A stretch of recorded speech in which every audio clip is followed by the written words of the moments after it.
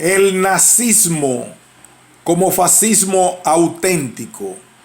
Un artículo de Ferran Gallego. Introducción.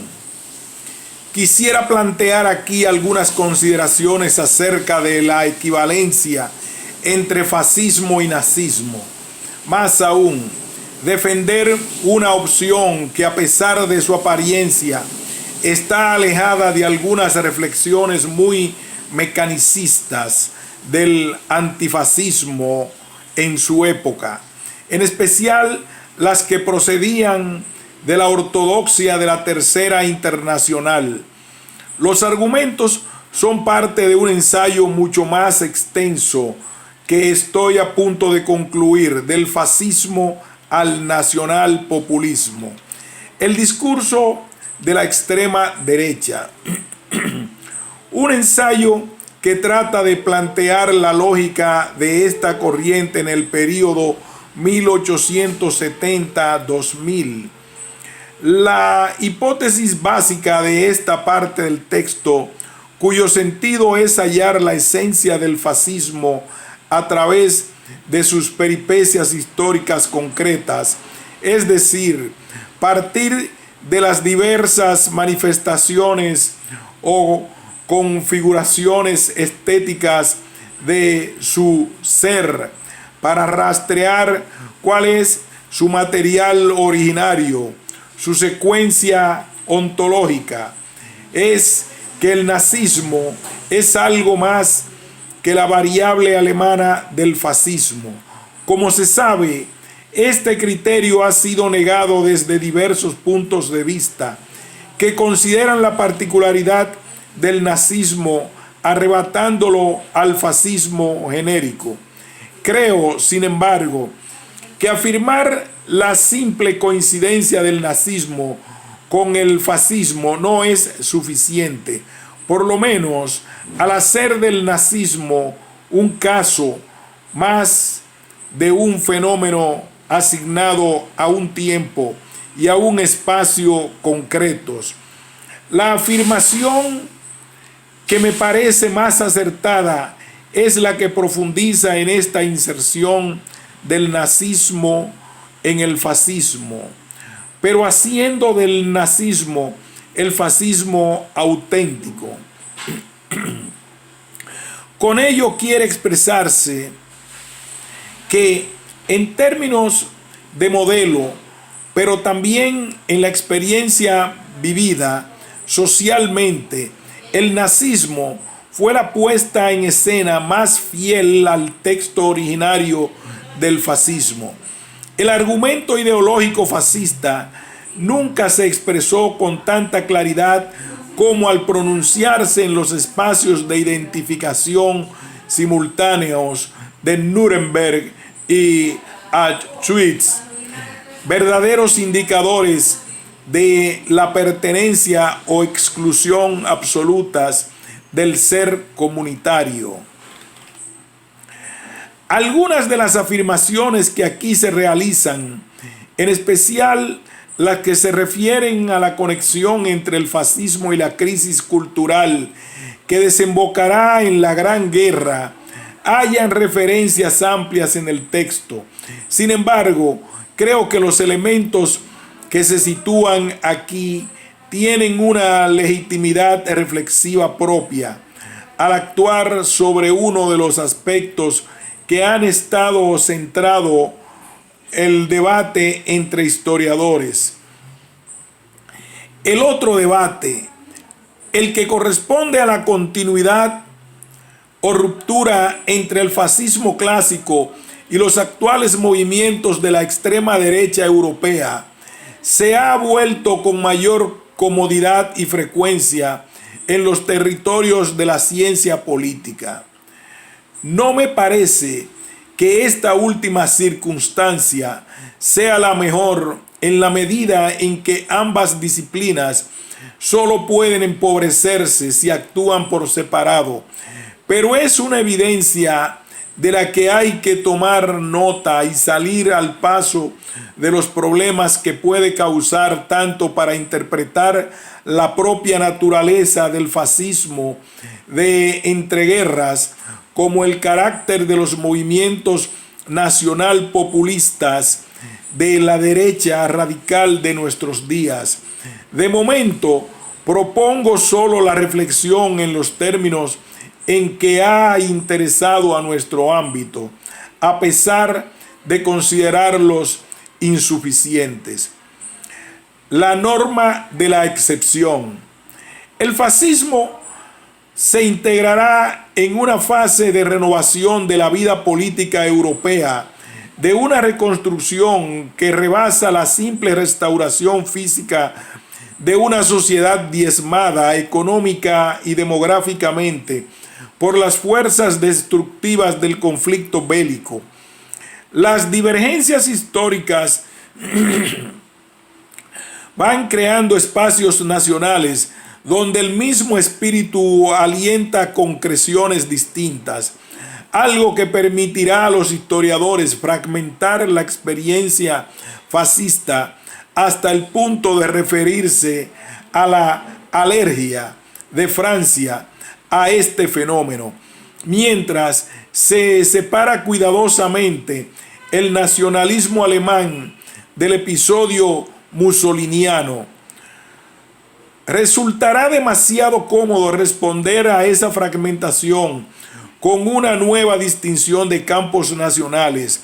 al examinar el mayor o menor éxito de la extrema derecha nacional populista de estos días, cuando el éxito social y electoral del Frente Nacional francés no puede ser respondido con opciones paralelas en Alemania, mientras en Austria se manifiesta una cálida expansión del etnoliberalismo sin coincidencia alguna con lo que sucede en otros territorios germánicos. Naturalmente, a ello se responde que estamos hablando de otra cosa, distinta a cualquier parentesco con el fascismo clásico y por tanto sin puntos posibles de comparación y menos aún sin referencias genealógicas estimables. Será preciso volver a indicar que la experiencia de la colaboración en Francia a partir de 1940 solo puede explicarse a través de la fuerte impregnación nacional de una cultura antidemocrática previa a la derrota frente a Alemania. Será preciso detallar las distintas longitudes de onda por donde se ramifica una misma percepción de la crisis definitiva del liberalismo. Será preciso señalar de nuevo que la multiplicación de las organizaciones de las dirigentes de las publicaciones hasta formar una frondosa muchedumbre de caudillos y movimientos afirma la existencia de un campo en lugar de desmentirlo. La falta de unidad del fascismo francés en torno a un líder carismático no expresa más que las dificultades de plasmación de un proyecto, no la ausencia de un estado de ánimo difuso, tan disperso en la sociedad como la misma pluralidad en que trata de encarnarse. Los analistas que niegan la existencia de un fascismo francés achacan a quienes advierten de su potencia en los años 30 a realizar una proyección anacrónica que parte de los compromisos y oportunismos de la colaboración para cosificarse en la crítica de la Tercera República en los lustros precedentes. Sin embargo, a tal aseveración podría responderse con el mismo instrumento utilizado por los críticos. ¿No serán ellos justamente quienes lanzan hacia el pasado un presunto espíritu antifascista de la resistencia, que en realidad es un mero rechazo de la invasión alemana, mucho más que un desacuerdo con la abjuración de la democracia realizada por los invasores. El drama de los colaboracionistas no es menor que el de los resistentes, aunque su prestigio y su apreciación moral sean diversos. La elección del campo en la Segunda Guerra Mundial no parte de las elecciones afectivas hechas en la agonía de la Tercera República, sino de las adscripciones que provoca la humillación y la desaparición de la soberanía nacional. De una forma aún más intensa, la separación entre el fenómeno mussoliniano y la experiencia hitleriana plantea la inversión de lo que realmente debería ofrecernos los mejores recursos de valoración del fascismo, de alcance de su máxima profundidad, de visión de su propuesta de civilización alternativa a los principios de la Ilustración y de la democracia, mucho más allá que la mera estructura institucional.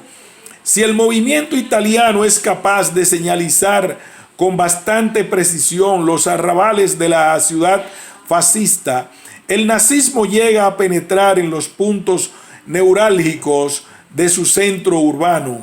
Si el caso italiano nos ofrece una dilatada construcción de un escenario trenzando meticulosamente las alianzas políticas, los compromisos de clase, los factores de adhesión de masas,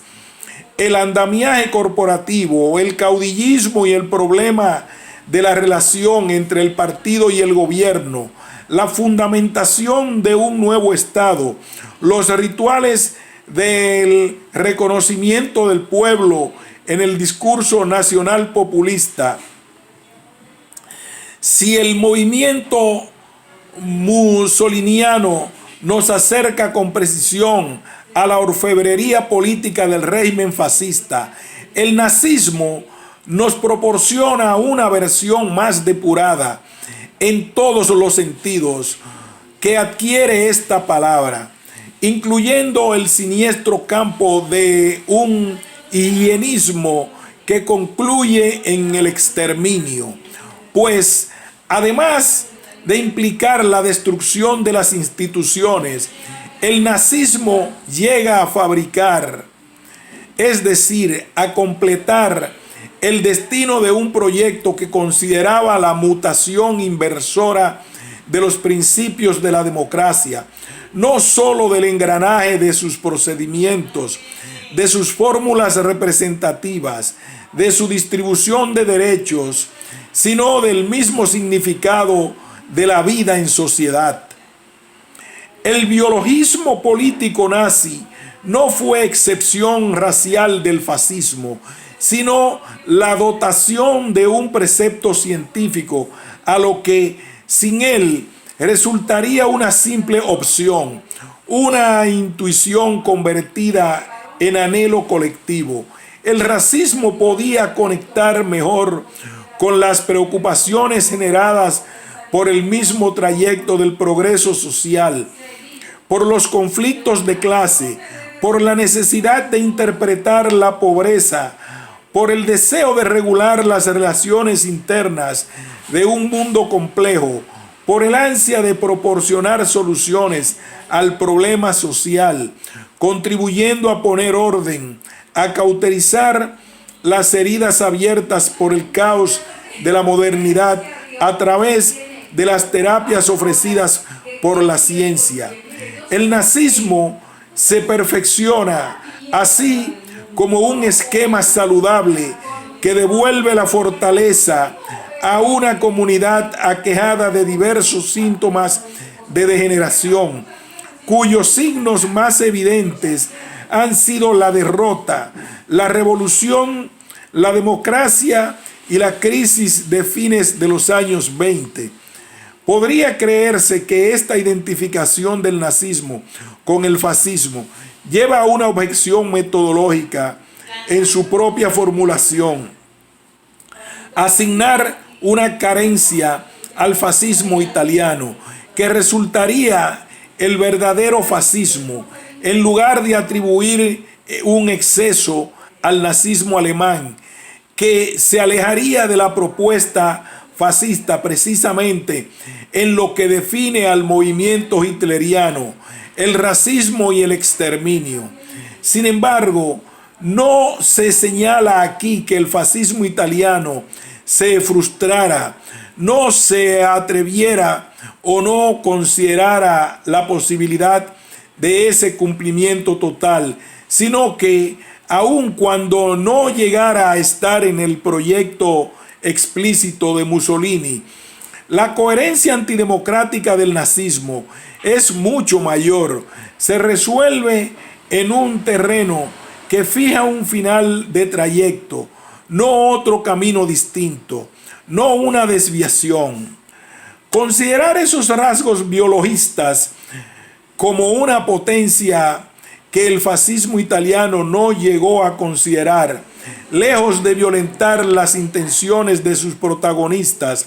las sitúa en la complejidad del marco real en que se tomaban las decisiones políticas. Ese marco incluía predisposiciones ideológicas, avances en el terreno de la investigación y la difusión de la ciencia higienista, popularización del antisemitismo, incluso tradiciones jurídicas inspiradas en la capacidad de exclusión de la comunidad. Ese marco incluye además las dinámicas que proporcionan oportunidades y exigen actitudes, como pudo ocurrir en el caso de la guerra en el frente oriental.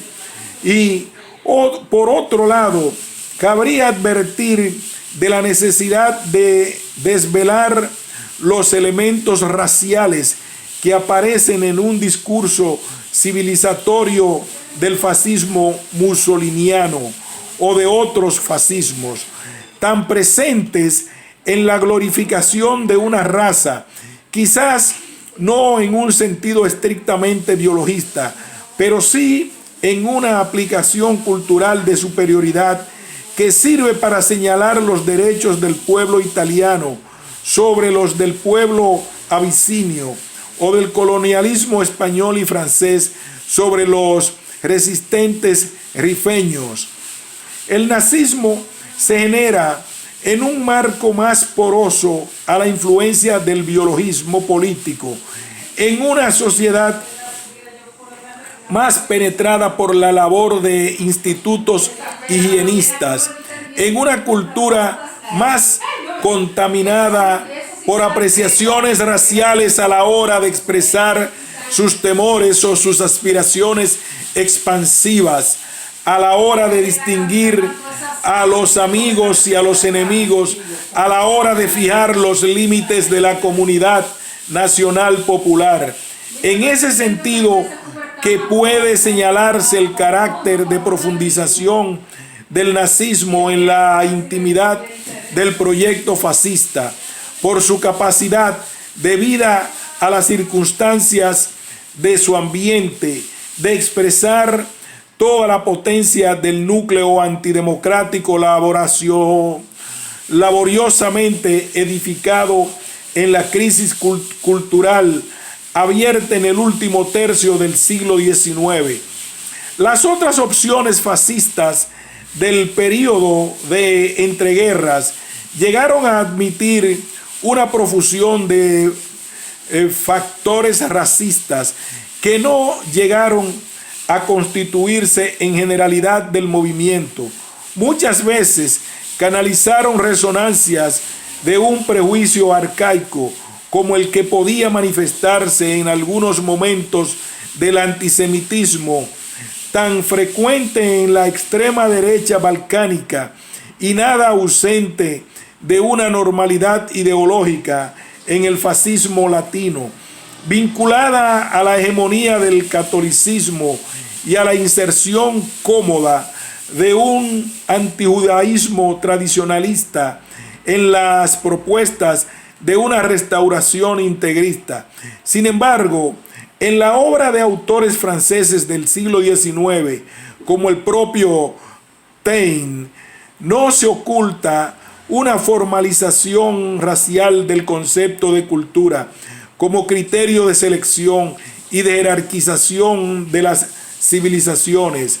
Y en cualquier caso, ninguno de los fascismos fue totalmente ajeno a considerar una base natural en su rechazo del liberalismo y del socialismo, como lo prueba la obsesión franquista por considerar degenerados o anormales a quienes habían militado en los partidos de la izquierda. Descuartizar el fascismo en el periodo de entreguerras no es solo una opción académica, sino un esfuerzo por atenuar el episodio mismo, al arrancarlo de la realización nazi. Sin duda, extinguir el carácter fascista del nacionalismo alemán para señalar el desvarío hitleriano y exiliarlo del territorio en que residieron Franco, Mussolini, Condronó o Doriot, pretende hacer de Auschwitz una exageración, una desproporcionada desdicha que afectó incluso a la misma normalidad del fascismo, presentándolo como una aberración en el propio linaje de esa familia, sin tener el grado de forcejeo intelectual que supone arrebatar a Auschwitz a la lógica misma del nazismo. Esta presunción de inocencia o de rectitud del fascismo frente a su descendencia bastarda, el nazismo, ni siquiera se corresponde con lo que los mismos contemporáneos vivieron. No fue una casualidad ni un resultado exclusivo de la segunda de las guerras mundiales lo que convirtió el nazismo en la forma europea del fascismo, en su paradójica internacionalización. Esta ocasión permitió que este proceso se llevara a cabo con mayor eficacia, pero no lo determinó en última instancia. Para utilizar la jerga que puso de moda el estructuralismo althuseriano, lo que propició una uniformización fue la convicción de los contemporáneos de que el nazismo expresaba una culminación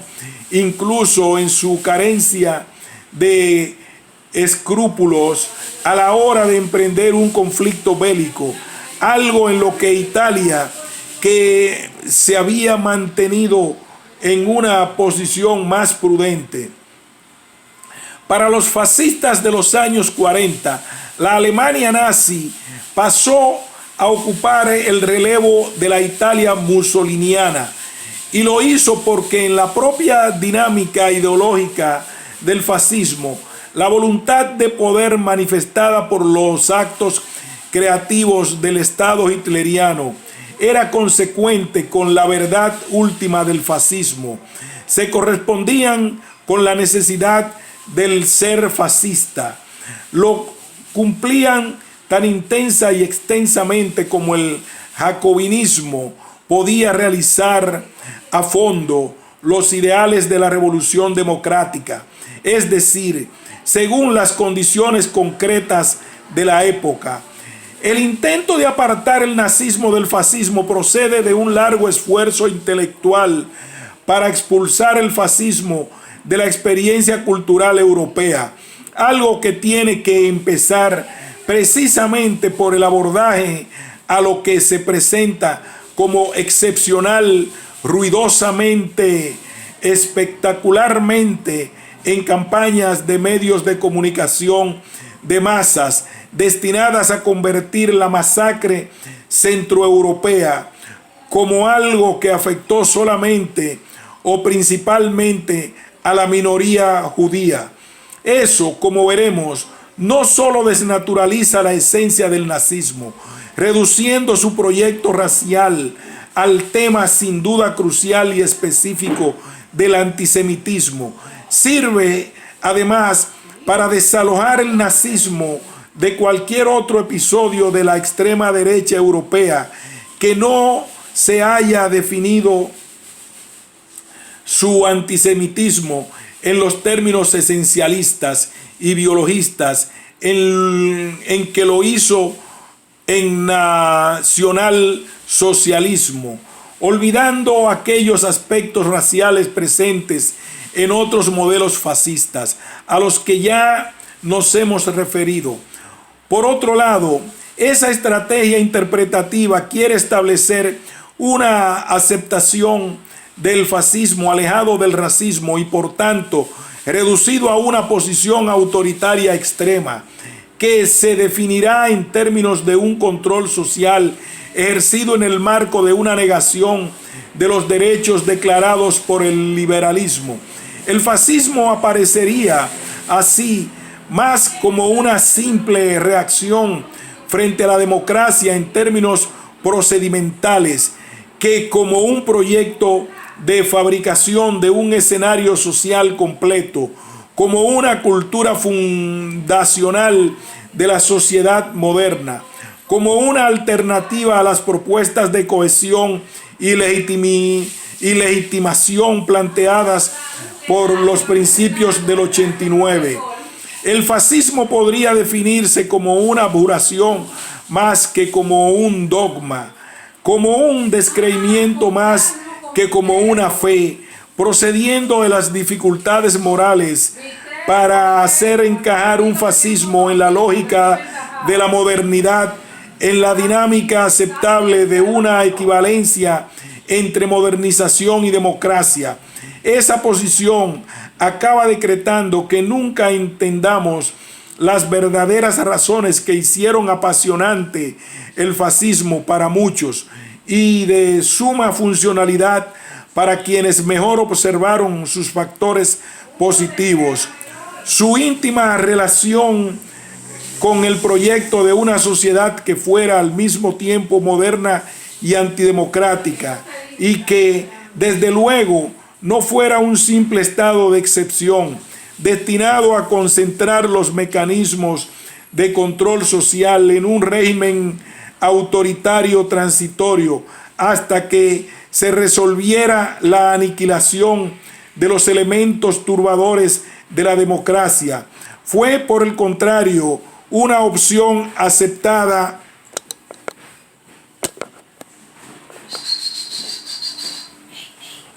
por sus seguidores como la entrada en una nueva fase de la historia moderna, caracterizada por la retirada de los engranajes anquilosados del liberalismo y su sustitución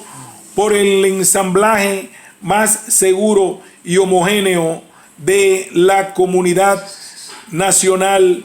popular.